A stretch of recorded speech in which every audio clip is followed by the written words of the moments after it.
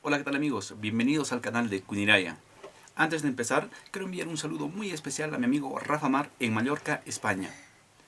Hoy hablaremos de un tema muy importante en el campo de la literatura y me refiero a las famosísimas figuras literarias.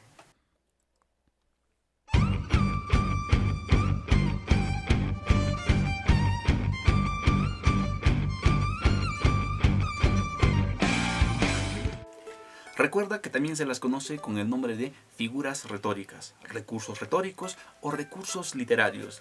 ¿Y cuántas son? Si comparas 2 o 3 libros al respecto, notarás por ejemplo que en uno hay 30 figuras literarias, en otro 50 figuras literarias y en el tercero pueda que está más. Esto quiere decir que no hay un número definido. En este video solamente hablaremos de algunas, las cuales por cierto considero son algunas de las más conocidas. Veamos los ejemplos.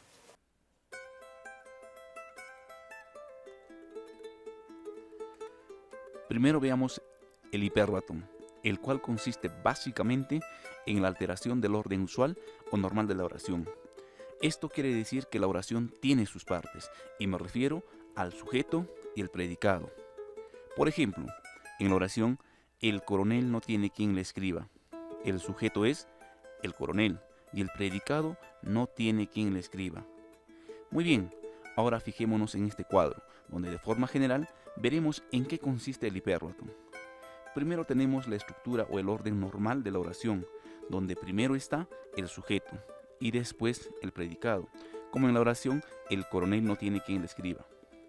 Recuerda que el hipérbaton consiste en alterar el orden de la oración, por eso en esta nueva estructura así lo haremos, siendo lo primero que irá el predicado y luego el sujeto. Lo único que hicimos fue convertir la estructura de esta oración en esta otra. Presta atención a lo siguiente. La alteración del orden de la oración puede ser de cualquier manera. En este video solo hablamos del sujeto y predicado para entenderlo mucho mejor. Ahora, lo importante es que estas dos formas tengan el mismo significado. Veamos. Considerando la estructura de nuestro ejemplo, tenemos primero el sujeto y luego el predicado. El coronel no tiene quien le escriba. Pregunta.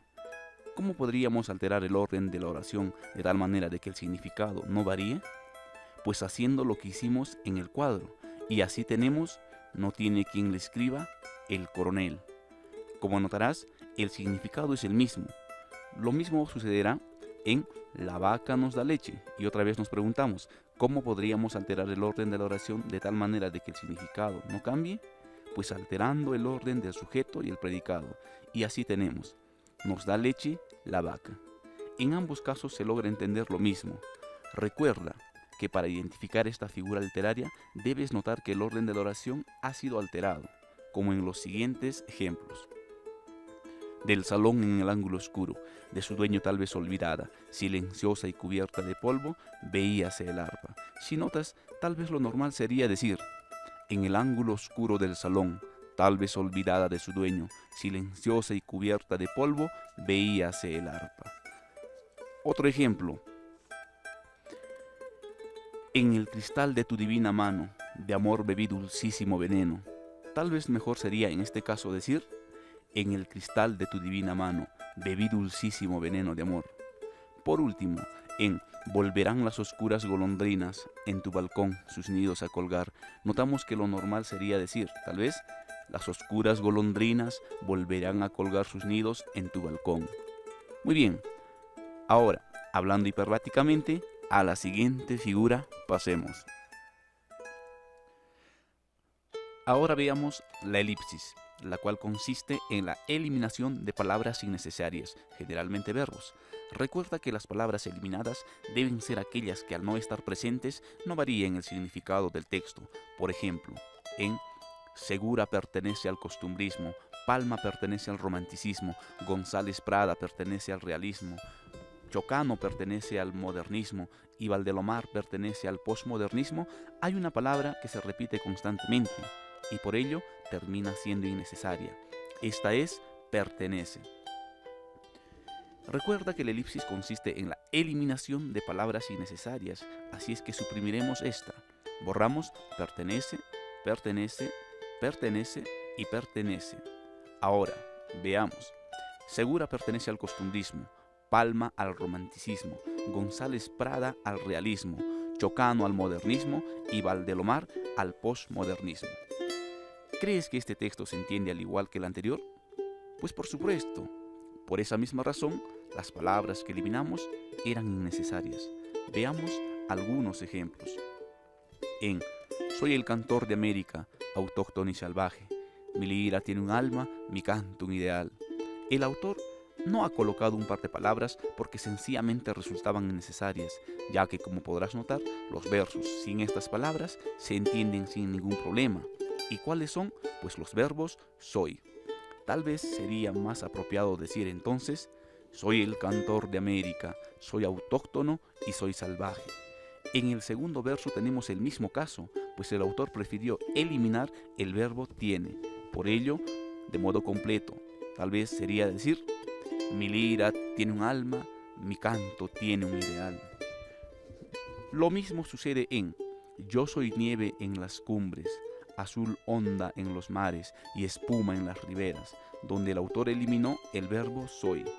De otro modo, esto sería Yo soy nieve en las cumbres, soy azul onda en los mares y soy espuma en las riberas. Por último, en Por una mirada un mundo, por una sonrisa un cielo, por un beso, yo no sé qué te diera por un beso. Las palabras suprimidas son te diera, ya que de forma completa esto sería por una mirada te diera un mundo, por una sonrisa te diera un cielo, por un beso, yo no sé qué te diera por un beso. Ahora es el turno del epíteto, el cual consiste en la utilización innecesaria de un adjetivo que acompaña a un sustantivo. Veamos. Aquí tendremos un adjetivo que acompañará a un sustantivo. El sustantivo es la palabra roca. Ahora respondamos. ¿Qué cualidad o característica es inherente o propia de una roca? Obviamente el adjetivo dura, el cual usaremos para acompañar al sustantivo roca. Entonces diremos dura roca. Como habrás notado, es un tanto innecesario decir que la roca es dura, ya que eso es obvio. Sin embargo, es importante aclarar que esta figura se utiliza para presentar con mucha más fuerza a un sustantivo. Sigamos. Tenemos un sustantivo que será acompañado por un adjetivo. El sustantivo es la palabra miel. Respondamos. ¿Qué cualidad o característica es inherente o propia de la miel? Lógicamente el adjetivo dulce, el cual usaremos para acompañar al sustantivo miel. Entonces diremos dulce miel. Como también lo habrás notado, es un tanto innecesario decir que la miel es dulce. Lo mismo sucede con el sustantivo pasto, cuya cualidad inherente es verde, con el sustantivo fuego, cuya cualidad inherente es caliente, con el sustantivo viento, cuya característica inherente es fresco, y con el sustantivo noche, cuya característica inherente es oscura. Veamos más ejemplos. Profundo, abismo. Agrio, limón. Blanca, nieve. Roja, sangre. Frío, hielo. Y finalmente, azules, zafiros.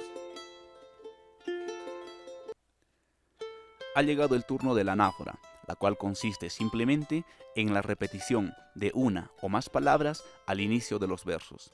Fijémonos. Supongamos que aquí tenemos 3 versos, y al inicio de cada uno de ellos se repite la misma palabra, que en este caso está representada por la letra A. Veamos algunos ejemplos. En querrán volarlo y no podrán volarlo, querrán romperlo y no podrán romperlo, querrán matarlo y no podrán matarlo. La palabra que se repite al inicio de cada verso es querrán. En no perdono a la muerte enamorada, no perdono a la vida desatenta, no perdono a la tierra ni a la nada. Las palabras que se repiten al inicio de los versos son no perdono a la. En vuelve que ya no puedo vivir sin tus cariños, vuelve mi palomita, vuelve a tu dulce nido. La palabra que se repite al inicio de los versos es vuelve. Y por último, en Dios te bendiga, amor, porque eres bella. Dios te bendiga, amor, porque eres mía. Las palabras que se repiten al inicio de los versos son Dios te bendiga, amor, porque eres. Veamos ahora el polisíndeto. Esta figura consiste en la repetición de conjunciones, generalmente las copulativas, y, ni, en una enumeración. Veamos lo siguiente. Tenemos aquí 4 elementos que representan 4 ideas. Estas pueden ser verbos, adverbios, sustantivos, pronombres, adjetivos, etc. Es decir, lo que sea. Lo importante está en que entre cada elemento enumerado se repita varias veces la misma conjunción. Así tenemos cuadrado y redondo y triángulo y pentágono. O también podríamos decir P y Q y R y S. Ahora, en oraciones, lo correcto sería decir, tal vez, Leí Rayuela, 100 años de soledad, La ciudad y los perros y la muerte de Artemio Cruz. En cambio, aplicando Polisyndeton, esto sería Leí Rayuela y 100 años de soledad y La ciudad y los perros y la muerte de Artemio Cruz. Veamos más ejemplos. Porque es pura, y es blanca, y es graciosa, y es leve como un rayo de luna que se cuaja en la nieve. Siguiente. Ni dardos ni caracolas tienen el cutis tan fino, ni los cristales con luna relumbran con ese brillo. Siguiente ejemplo. Hay un palacio, y un río, y un lago, y un puente viejo, y fuentes con musgo, y hierba alta, y silencio, un silencio. Ahora fijémonos en el retruécano. Esta figura consiste básicamente en la repetición de palabras, pero de forma invertida. Fijémonos en lo siguiente. Tenemos aquí 2 renglones o versos. En el primer renglón tenemos una palabra que está primero o al principio, y también tenemos otra que está después o al final. Observa que estas mismas palabras se repiten en el siguiente renglón, pero en un orden invertido. Es decir, la que estaba primero en el primer renglón pasará a ser la última en el siguiente renglón, mientras que la que estaba al final en el primer renglón pasará ahora a estar primero. Gráficamente, esto se explica así. En el primer renglón tenemos una primera y segunda palabra. En el segundo renglón tenemos a las mismas palabras, pero ahora en un orden invertido.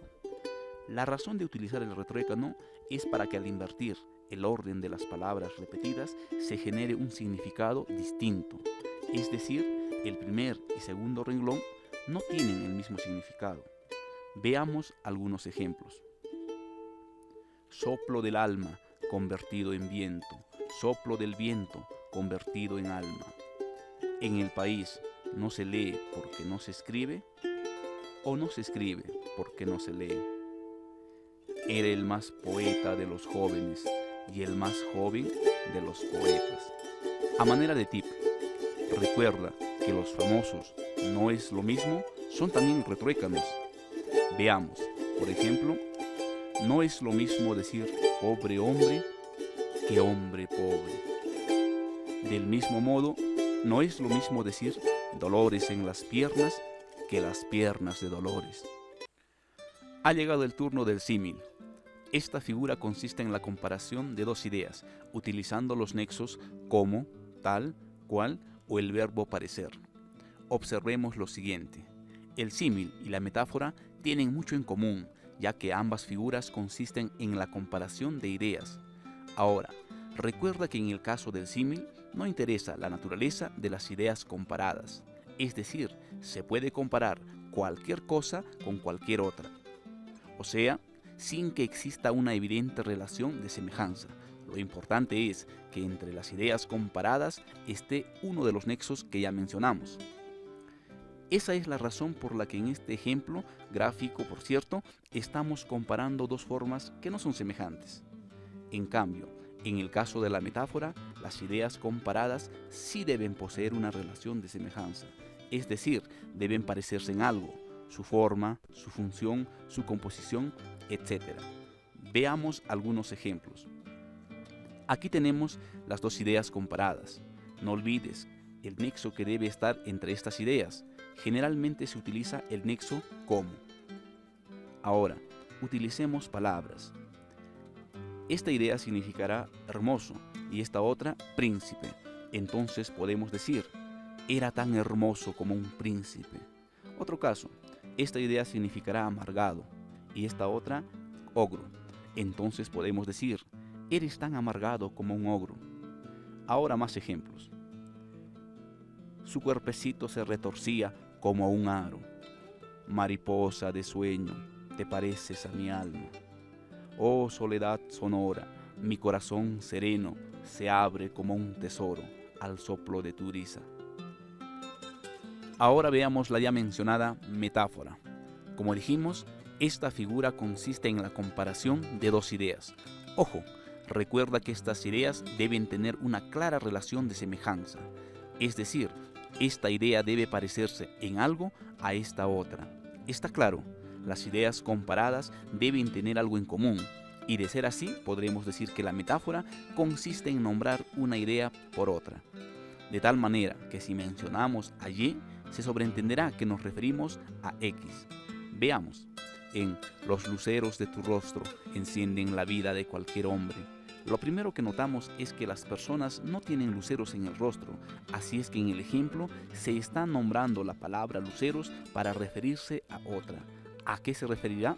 Pues obviamente a los ojos. Pero, ¿en qué se parecen los luceros a los ojos? Pues en el brillo. Siguiente ejemplo. En cabellera de agua. Analicemos. Esta es una cabellera, pero en el ejemplo dice cabellera de agua. ¿A qué se referirá? Pues a una cascada o catarata. Más ejemplos. En las perlas de tu boca se hace referencia a los dientes. En nuestras vidas son los ríos que van a dar a la mar, que es el morir. La comparación existente es explícita, es decir, se muestran las dos ideas comparadas, vidas con ríos y mar con morir. Analicemos ahora la antítesis. Esta figura consiste en la contraposición de dos ideas. Como en el caso de la metáfora y el símil, la antítesis tiene mucho en común con la paradoja. Veamos. La antítesis consiste en la oposición de dos ideas, la paradoja también. Sin embargo, es importantísimo entender que en el caso de la paradoja, la contradicción es sólo aparente, es decir, a primera vista las dos ideas parecen opuestas, incompatibles, contradictorias, pero si las analizamos con detenimiento, nos damos cuenta de que nunca hubo contradicción. Muy por el contrario, esta aparente contradicción nos lleva a entender una idea lógica y razonable. Por lo pronto veamos la antítesis. Aquí tenemos una contraposición entre esta idea y esta otra. La antítesis consiste en ello, en presentar ideas opuestas. Podemos asignarle a esta idea el significado de blanco y en tal caso la otra significará negro. Si esta idea es día, esta otra será noche. Si esta idea es bueno, esta será malo. A manera de tip, si te das cuenta, las ideas contrarias pueden ser también antónimos. Completemos estos ejemplos. Se apagaron los faroles y se los grillos. ¿Qué palabra crees que debe completar el ejemplo considerando que esta debe ser opuesta o el antónimo de apagaron? Muy bien, encendieron. Entonces diremos, se apagaron los faroles y se encendieron los grillos. Ahora en el siguiente ejemplo. Es tan corto el amor y tan el olvido. ¿Qué palabra crees que debe completar el ejemplo? Por supuesto, lo opuesto a corto es largo. Entonces diremos, es tan corto el amor y tan largo el olvido. Veamos más ejemplos. Cuando quiero llorar, no lloro, y a veces lloro sin querer. Yo velo cuando tú duermes, yo lloro cuando tú cantas. Es el turno de la paradoja, la cual, como ya comentamos, también consiste en la contraposición de ideas. Sin embargo, ya aclaramos que esta contradicción es sólo aparente. Esa es la razón por la que generalmente, a primera impresión, en muchos casos, nos genera cierto grado de incertidumbre después de leerla u oírla. Atentos a lo siguiente. Aquí tenemos tres pares de ideas. Esta es paz y esta es guerra. Esta es mar y esta es dulce. Esta es pobre y esta dinero. Es cierto, hasta cierto punto, estas ideas son opuestas, pero en el contexto en que nos las suelen presentar, no lo son. Veamos el primer caso. Si quieres paz, prepárate para la guerra. Ojo, Si solo te fijas en las dos palabras resaltadas de este ejemplo, te parecerá absurdo, contradictorio o ilógico, pero si las analizas con más calma, podrás entender lo que realmente quiere decir este enunciado. Por ejemplo, si un país como Estados Unidos o Rusia se prepara adquiriendo y fabricando los mejores armamentos, tanques, aviones y bombas nucleares, ¿crees que algún otro país, Perú por ejemplo, se atreva a declararle la guerra, obstruyendo, atentando su paz? Muy difícil, ¿verdad? Pues ese es el significado real del enunciado. Lo mismo sucede en el siguiente ejemplo. El mar se volvió dulce mientras reflejaba el cielo. Sabemos que el mar es salado, pero en el ejemplo, la palabra dulce no se refiere al sabor, sino a la sensación que, por ejemplo, transmite el tierno y dulce mirar de un bebé.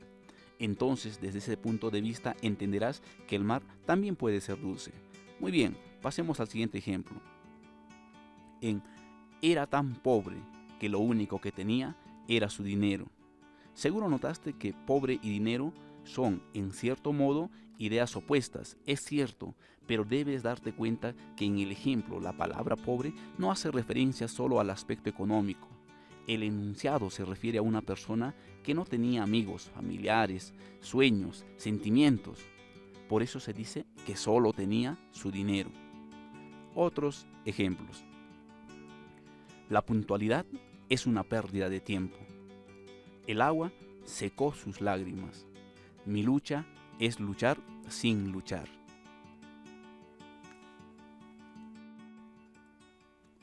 A continuación estudiaremos la hipérbole, la cual consiste sencillamente en la exageración de hechos, rasgos o cualidades. Veamos esta conversación que acaso te parezca un tanto familiar. ¿Qué te pasa, cariño? Te esperé 1000 horas en el restaurante. Nunca llegaste. Te llamé para comunicártelo. Apenas terminó la reunión, me vine más rápido que un rayo. ¡Mentira! Te llamé 1.000.000 de veces. No me contestaste. Todo el mundo anda diciendo que en realidad estuviste con otra. Si te parece poco, veamos algunos otros ejemplos más. Érase un hombre a su nariz pegado. Tanto dolor se agrupa en mi costado que por doler me duele hasta el aliento. Oh, más dura que mármol a mis quejas y al encendido fuego en que me quemo, más helada que nieve, Galatea. Finalmente recorremos en qué consiste la onomatopeya. Esta figura consiste en la reproducción de sonidos que son generalmente de la naturaleza.